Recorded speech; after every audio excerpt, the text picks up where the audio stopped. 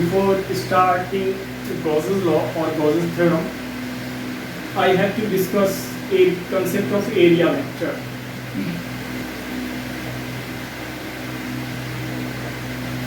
There are two types of surfaces. Some ideal example of open surfaces are square plate. Generally 2D surfaces are open surface. Square plate, rectangular plate,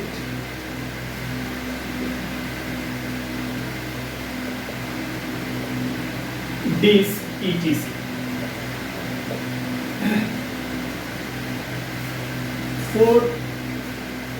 For open surfaces,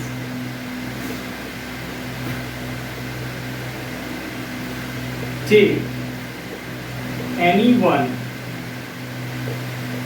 of the perpendicular direction,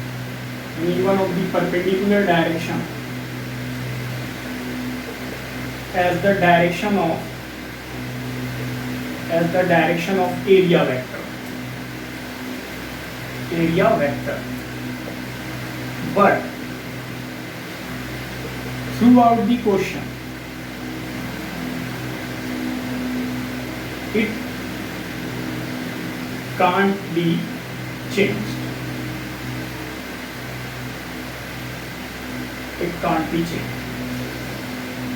जैसे अगर आप disc के बारे में अगर आप discuss करें तो दिस इज द डिस्क, मान लेते हैं ये कोई डिस्क है, दिस इज द डिस्क, और ये आर रेडियस का कोई डिस्क है। तो अगर हम मान लें कि सरफेस के पैरेलल एक एक्सिस है, एक्स एक्सिस, उसी तरह एक परपेंडिकुलर एक्सिस और सरफेस को टच करता हुआ एक और एक्सिस है अगर वाई एक्सिस, और सरफेस के परपेंडिकुलर अगर हम जेड एक्सिस लें,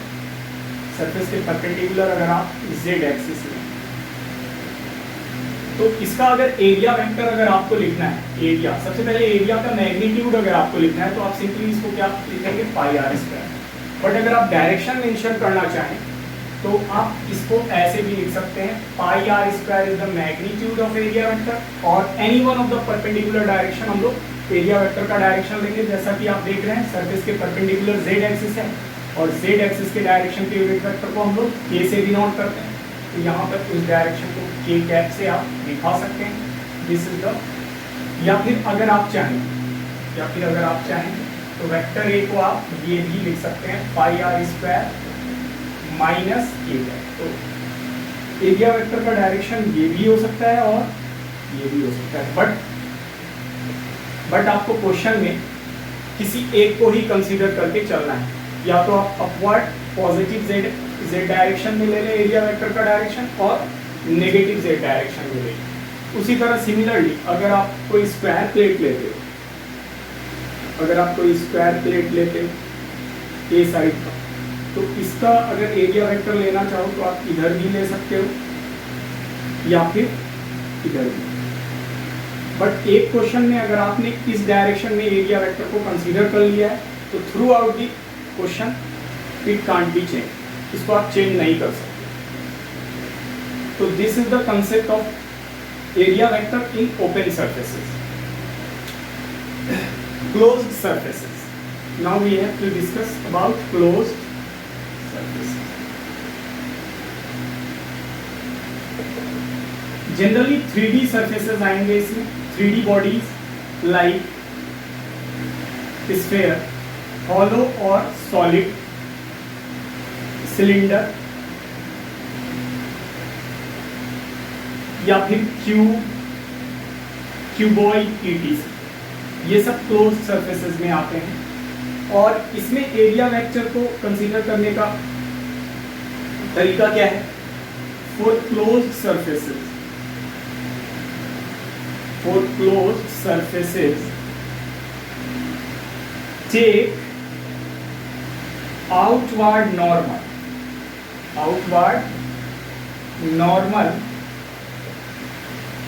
as the direction of area vector. Example for अगर आप कोई स्फेयर लेते हैं, जैसे दिस इज स्फेयर, हॉलो और सॉलिड, ये स्फीयर का मान लेते हैं रेडियस r। अगर आपने सरफेस पे कोई छोटा सा, बहुत ही छोटा सा एलिमेंट्री एरिया लिया, मान लीजिए ये लिया छोटा सा बॉक्स है, बहुत छोटा सा कोई एलिमेंट्री एरिया लिया, तो चूंकि ये सरफेस पे है तो ये जो डिस्टेंस होगा, ये जो सेंटर से डिस्टेंस है वो तो रेडियस होगा। और कोई भी स्फीयर से अगर रेडियली कोई चीज़ बाहर आ रहा है, यानी रेडियस के अलावा कोई चीज़ बाहर आ रहा है, तो वो सरफेस के परपेंडिकुलर हो। तो इस छोटे से एरिया का जो डायरेक्शन होगा, अगर एरिया वेक्टर अगर आप ड्रॉ करना चाहो तो ये छोटे से एरिया का जो डायरेक्शन होगा वो आउटवर्ड नॉर्मल, यानी बाहर की तरफ ही होगा। ऐसा आप कहीं पर भी ले सकते हो, जैसे आपने यहाँ पर लिया ये छोटा सा एरिया, ये सरफेस पे आपने लिया हुआ है, तो यहाँ पर ये सेंटर से जो लाइन आएगा वो ऑलवेज सरफेस के परपेंडिकुलर ही होगा। तो this is the direction of area vector, यानी ये सरफेस पे नॉर्मल ही होना चाहिए ऑलवेज। उसी तरह अगर आप क्यूब को कंसीडर करो,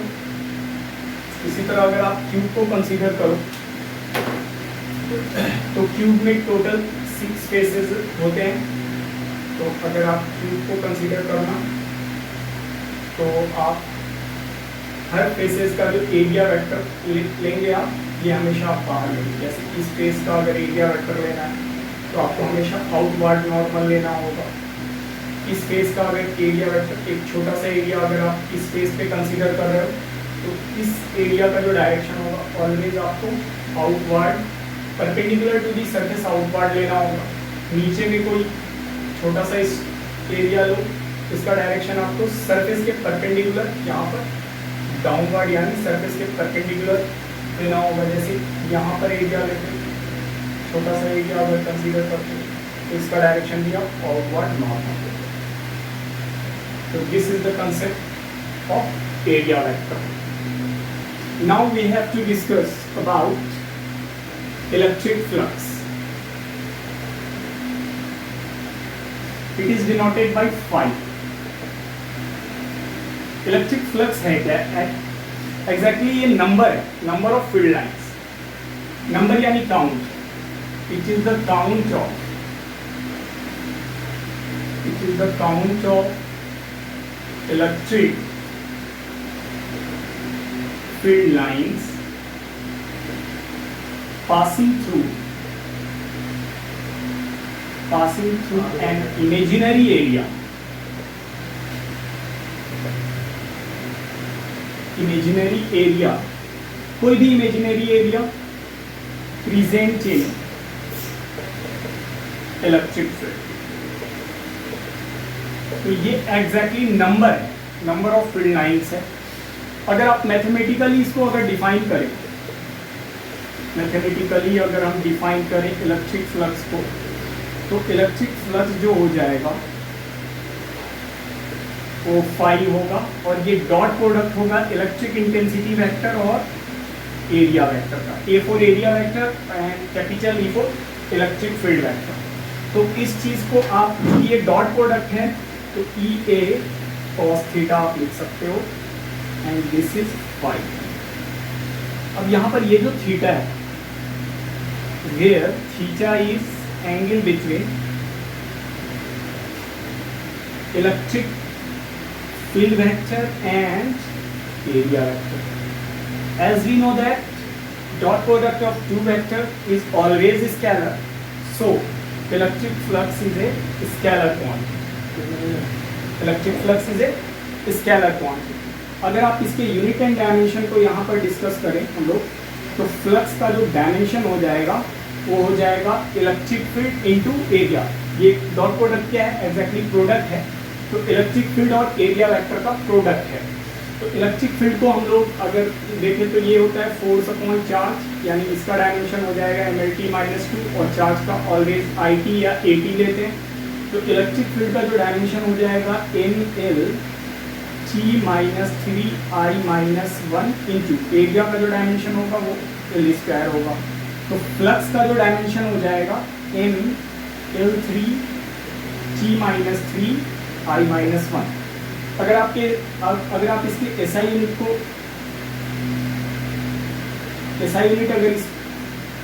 अगर हम लोग डिफाइन करें क्या होगा, तो इलेक्ट्रिक फील्ड का तो न्यूटन पर कूलम होता है और एरिया का मीटर स्क्वायर। तो आप ये SI यूनिट को बोल सकते हो न्यूटन मीटर स्क्वायर पर कूलम। इसी तरह अगर आप CGS यूनिट को भी यहाँ पर समझ सकते हो, न्यूटन के लिए हम क्या यूज़ करेंगे डाइन, मीटर के लिए सेंटीमीटर स्क्वायर, कूलम के लिए हम लोग क्या यूज़ करते हैं CGS यूनिट स्क्वायर कूलम। तो this is all about electric flux. ऐसे तो ये परपेंडिकुलर वेक्टर जो हो गया ना, ये एरिया वेक्टर है, क्योंकि सरफेस के ऑलवेज नॉर्मल हमको लेना होता है, तो अपवर्ड डायरेक्शन में ही हमने एरिया वेक्टर मान लिया। अब आप देखो ये जो एंगल है 30 डिग्री, और इलेक्ट्रिक फील्ड और एरिया वेक्टर के बीच का जो एंगल है वो कितना आ गया 60 डिग्री। और आपने पढ़ा हुआ क्या है फॉर्मूला फ्लक्स का, EA cos थीटा। तो यहाँ पर इलेक्ट्रिक फील्ड का जो मैग्नीट्यूड है गिवन है वो तो E0 है, और एरिया ऑफ डिस्क जो है, दिस इज द डिस्क, तो डिस्क का रेडियस कितना दिया हुआ है r, इसका जो एरिया होगा वो क्या होगा पाई r स्क्वायर। और ये जो इलेक्ट्रिक फील्ड और एरिया वेक्टर के बीच का जो एंगल है एग्जैक्टली 60 डिग्री है, तो आप क्या लिखोगे 60 डिग्री। तो ये हो जाएगा E0 पाई r स्क्वायर, और इसका वैल्यू कितना होता है हाफ। तो ये आ गया flux through disc. This is the answer. अगर आपको इसी में दूसरा क्वेश्चन दे दें, ये मान लेते हैं कि this is the disc of radius r, और electric field is given as this parallel to the surface of uniform electric field is given, और वो है parallel to the surface of disc. तो आप देखो, आप अब क्वेश्चन क्या है कि इस डिस्क से कितना फ्लक्स पास होगा। एक बार फिर से वही क्वेश्चन है, तो आप क्या करोगे, इस डिस्क के परपेंडिकुलर ही आप एरिया वेक्टर ले सकते हो, any one of the perpendicular direction. क्योंकि ओपन सरफेस है तो हमको क्या लेना होगा, any one of the perpendicular direction as the direction of area vector. तो आप ऑलवेज एरिया वेक्टर को सरफेस के परपेंडिकुलर ही लेना। अब आप देखो इलेक्ट्रिक फील्ड और एरिया वेक्टर के बीच का एंगल कितना है 90 डिग्री है। तो अगर आप फ्लक्स का कैलकुलेशन करोगे तो क्या होगा, ये EA cos थीटा। तो इलेक्ट्रिक फील्ड का जो मैग्नीट्यूड है यहाँ पर E0 दिया हुआ है, और एरिया वेक्टर तो पाई r स्क्वायर ही है, क्योंकि ओपन सरफेस है, डिस्क है, तो एरिया क्या होगा पाई r स्क्वायर, और एंगल आप क्या लेना cos 90। तो आप खुद देख लो, ये यहाँ पर E0 into pi r square, और ये हो जाएगा cos 90 का वैल्यू 0। यानी इस डिस्क से कोई भी फ्लक्स पास नहीं, एग्जैक्टली पास होगा भी नहीं, क्योंकि वो सरफेस से चिपक के जा रहा है। सारा का सारा लाइन क्या हो रहा है, सरफेस से चिपक के जा रहा है। ये नहीं बोल सकते कि सरफेस से होके जा रहा है, सरफेस से होके तो कुछ भी नहीं जा रहा है, टेंजेंशियल ही जा रहा है। आई थिंक बात समझ में आ गई हो। डिस्क है, दिस इज द डिस्क, मान लो ये कोई डिस्क है, this is the disc of radius r। और अगर मान लेते हैं यहाँ पर कोई यूनिफॉर्म इलेक्ट्रिक फील्ड गिवन है आपको, और ये यूनिफॉर्म इलेक्ट्रिक फील्ड दिया हुआ है E0, यानी magnitude of electric field is given as E0। और ये जो इलेक्ट्रिक फील्ड है वो सरफेस के साथ कितना एंगल बनाता है, दिस इज गिवन 30 डिग्री। तो आपको यहाँ पर बोल रहा है कि इस डिस्क से कितना फ्लक्स पास होगा, दिस इज द क्वेश्चन। तो आप देखो, आपने अभी पढ़ा है कि जो डायरेक्शन ऑफ एरिया वेक्टर होता है वो always perpendicular to the perpendicular any one of the perpendicular direction is the direction of area vector। तो इस सरफेस के परपेंडिकुलर हम ये ले सकते हैं एरिया। कुछ और एग्जांपल देखते हैं इलेक्ट्रिक फ्लक्स का। जैसे मान लेते हैं ये कोई स्क्वायर प्लेट है, और इसका साइड दिया हुआ है साइड लेंथ a, और इलेक्ट्रिक फील्ड वेक्टर परपेंडिकुलर इस डायरेक्शन में दिया हुआ है, यूनिफॉर्म इलेक्ट्रिक फील्ड।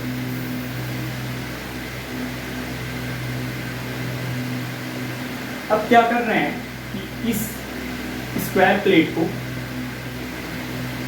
हम क्या कर देंगे, वर्टिकल से कुछ एंगल पर हमने इसको मान लेते हैं, हमने इसको क्या कर दिया है, इसको वर्टिकल से कुछ एंगल पर हमने इसको टिल्ट कर दिया, मान लेते हैं ये 60 डिग्री, और ये यूनिफॉर्म इलेक्ट्रिक फील्ड यहाँ पर गिवन है वेक्टर। अब देखो यहाँ पर अगर आप फ्लक्स का कैलकुलेशन करोगे, ये फर्स्ट पोजीशन है and this is the second position. यहाँ पर अगर आप फ्लक्स का कैलकुलेशन करोगे तो आप देख रहे हो कि इधर से जितना भी फील्ड लाइन जा रहा है, यहाँ से ऐसे निकलेगा सरफेस, यहाँ से जितना भी फील्ड लाइन जा रहा है सरफेस के परपेंडिकुलर ऐसे ही निकलेगा, सारा का सारा फील्ड लाइन यहाँ पर सरफेस के परपेंडिकुलरली ही बाहर आएगा, ठीक है। अब अगर आप यहाँ पर एरिया लोगे इसका, तो एरिया वेक्टर को आउटवर्ड नॉर्मल ही ले सकते हो आप, राइट और लेफ्ट, तो हम इधर ही लेंगे अपने कन्वीनियंस के लिए। तो यहाँ पर आप देखो इलेक्ट्रिक फील्ड, यहाँ पर इलेक्ट्रिक फील्ड और एरिया वेक्टर के बीच का एंगल कितना है, 0 डिग्री। तो यहाँ पर अगर आप फ्लक्स का कैलकुलेशन करोगे तो हो जाएगा ये E A cos 0 डिग्री, तो हो जाएगा इलेक्ट्रिक फील्ड का मैग्नीट्यूड E और एरिया A स्क्वायर cos 0 का वैल्यू। तो यहाँ पर जो फ्लक्स हो जाएगा वो हो जाएगा, यहाँ पर वाला जो फ्लक्स होगा वो E A स्क्वायर हो जाएगा। अब आप यहाँ पर देखो, यहाँ पर भी इलेक्ट्रिक फील्ड तो यही है, यहाँ पर भी इलेक्ट्रिक फील्ड यही है। तो आप देखो यहाँ पर सरफेस को हमने कैसे कर दिया है, 60 डिग्री टिल्ट कर दिया, यानी यहाँ पे सरफेस ऐसे था, अब यहाँ पर सरफेस हमने ऐसा ले लिया, ठीक है। तो यहाँ पे स्टिल आप देख पा रहे हो this is the direction of electric field. और अगर हम एरिया वेक्टर लें तो सरफेस पे ऑलवेज परपेंडिकुलर होगा, तो ये वाला जो सरफेस है वो 60 डिग्री पे अगर टिल्ट हुआ है तो एरिया भी सरफेस के परपेंडिकुलर यानी ऐसे हो जाएगा, दिस इज द एरिया। अगर आप यहाँ पर ध्यान दे रहे हो सही से,